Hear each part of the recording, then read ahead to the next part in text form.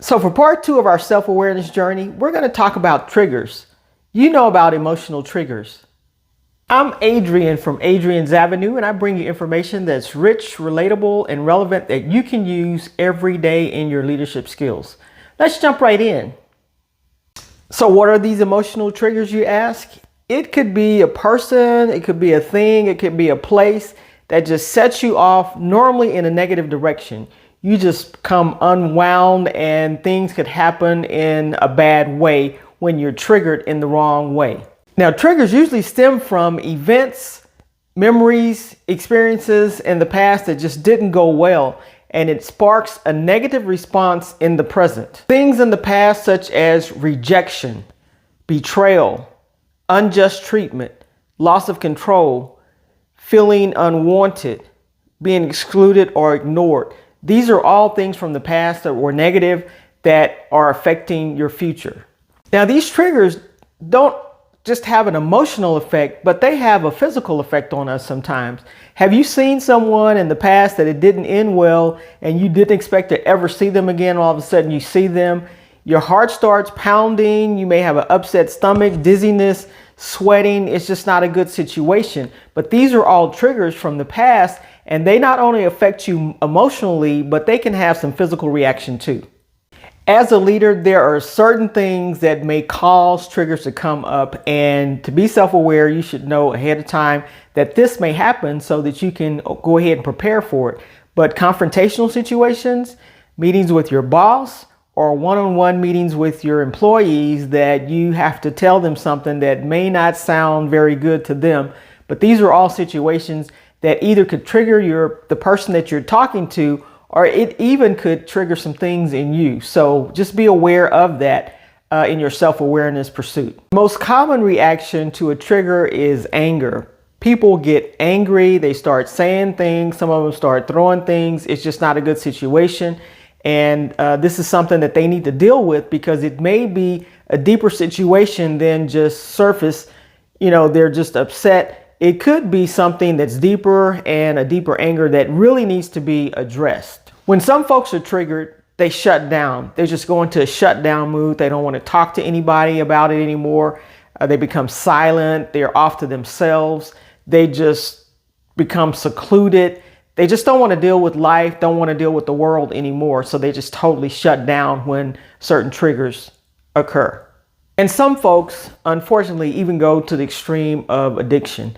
Various addictions that they may have had in the past, but if something sets them off, they may start drinking or smoking again, or looking at things that they shouldn't be looking at, but it turns to an addiction, and this is their way of responding to that trigger, that negative thing that happened that they can't deal with, and so they turn to addiction. Now, before I get to my last tips, I would love for you to hit that subscribe button and that like button so that you can remain up to date on all the information as it becomes available to you.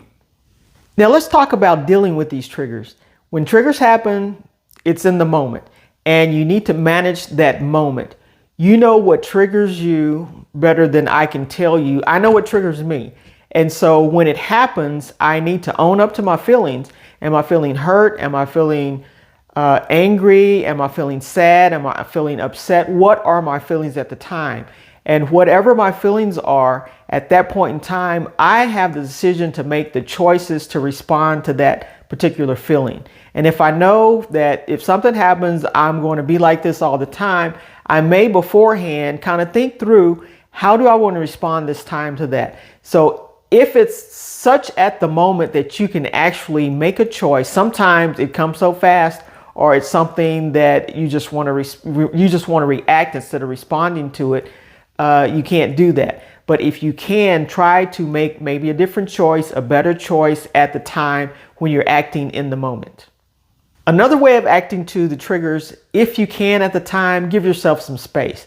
You know, leave the area, go somewhere, breathe a little, maybe walk around, calm down. And when you're in a better space in your head, you may want to come back and address it. But sometimes, if you can, you need to give yourself some space. Another tip that I can give you to try to help with triggers is communicating. If you can communicate to the person how that makes you feel at the time when you're triggered, that will help. Let me give you an example. I used to have friends that I went to the movies with all the time. Now, when I go to the movies, because of the fees and the cost of the movie, I want to get popcorn, I want to get a drink, I want to go to the movies, and I want to be on time because I want to be there when the movie starts.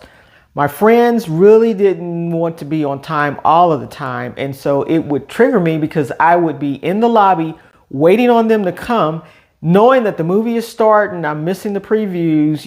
I may have my popcorn and drink, but I'm missing the previews. And so at that point in time, I'm upset. When they get there, I really don't want to talk to them, and it's just not a good situation. So by expressing how that makes me feel when they're late, I have a decision to make. I can still wait on them in the lobby, or I can go ahead and go in the movies, and then they can find me, or we can find each other at some point, during the movie. But it was incumbent on me to express how this made me feel instead of shutting down, getting mad, not talking to them during the movie, and that sort of thing. So communication is another way of trying to deal with your triggers. Well, that's it. But the one thing I do want you to remember is that other people don't bear the responsibility for how you react. That's on you. They're only responsible for their actions. And sometimes their actions can trigger you, but you can respond or you can react to them. I always think that if someone gets me out of my character that I want to be in, they've won.